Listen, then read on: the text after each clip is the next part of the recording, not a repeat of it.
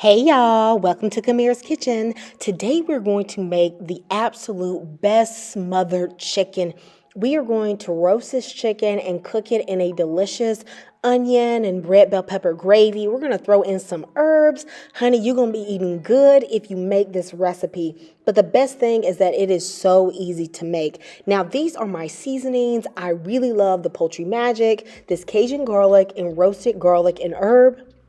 I will also be using some onion, some chicken bouillon, and some mixed herbs. Now, of course, we are using red bell peppers. That adds a sweetness and color, some garlic and onion. Now, low key, duck fat is one of the secrets of making a good smothered chicken because it has so much flavor, but olive oil, that's okay too, girl, okay? I also have tons of herbs, flour, and I am using some chicken. Now, to prepare my onions, I am just going to slice it into some thin slices because I want to caramelize in that gravy.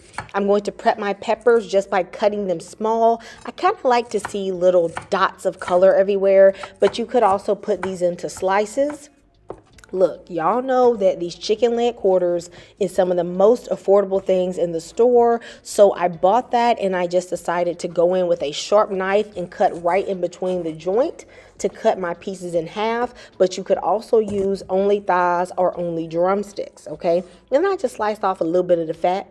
Now I am going in with some of that duck fat and my spices here. I want to season this well because remember, this seasoning is not only going to flavor the chicken, but it's also going to flavor the gravy.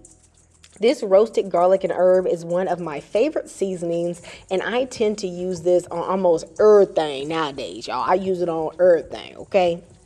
Once you season this up well, you want to mix this and you want to sit this aside on the counter for about 15 minutes so this can come up to room temperature. Now, I got Sister Mabel. Y'all already know my girl, okay? She be holding me down like cast iron skillet. She nice and hot and piping, ready to go, okay? And then I am going to put in some more of that duck fat and I'm going to let that heat up as well. I'm going to go straight in with my chicken skin side down. We want to sear that first to get a great color. And we're going to do a little, chicken jigsaw, chicken jenga, just to get everything in the pan. Because won't no way your girl is going to do 2 batches. Okay? I am going to allow this to cook on one side for about 4 minutes. And while it is cooking, I'm going to throw in some herbs. That is going to season up the butter. Well, the duck fat, really. Whatever oil you use. Y'all, adding some fresh herbs just takes everything to the next level. Y'all got to get a little garden and start, growing stuff, okay? Once it has been about 4 minutes, I am going to flip the chicken and I'm going to take out those herbs because I don't want them to burn. And then I'm going to let it cook on that side for about 3 minutes. I have had my oven preheating to 425 degrees. And then I am going to cook it for 30 minutes. At that point, your chicken should be fully cooked and you should see all of the pan juices and the fond at the bottom of your skillet. I'm going to set this chicken to the side. I'm going to go in with the rest of my herbs and then I'm going to scrape up the fond. Baby, that fond is the base of your gravy. Okay, that is where you're going to get the amazing flavor.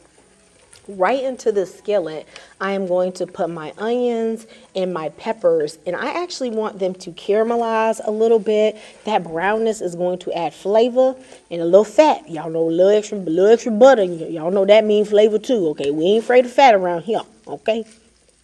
I am going to let the butter melt, and I'm going to let the onions cook for about 4 to 5 minutes. You want a color like this, baby. Nice and golden brown like me, baby. And then I'm going to put in that chopped up garlic. And I'm going to toast that for just about 30 seconds. Then I'm going to put in about 2 tablespoons of flour.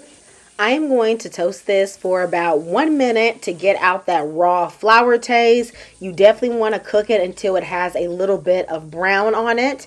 And then I am going to start adding in some water. This water is already boiling. That way it's not going to change the temperature of the pan. Now initially it may look like it's going to be thin, but baby, you just let it simmer a little bit and it's going to get nice and thick and delicious, just like you want your gravy. And to adjust the taste, I am going to add about a half a tablespoon of chicken better than bouillon. Of course, if you just use chicken broth, then you won't need to do this.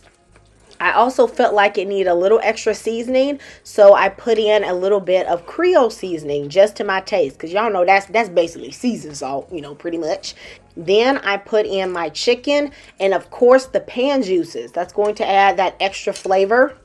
Toss your chicken in this delicious gravy, and then you want to let it simmer for about 3 to 4 minutes just so the chicken can warm up a little bit and all the flavors can just mix and mingle and marry together. That's what you want. Honey, what would you serve this with? I paired mine with a little bit of rice. I also added some corn with some butter, okay? I also added some green beans to make this a full meal. I felt like this was so good. My husband just loved this gravy. Let me know if you guys are going to try this. You all know that I love you and Jesus loves you. And I thank you so much for supporting this channel. And I'll see you next time in Kamira's Kitchen. Goodbye and God bless.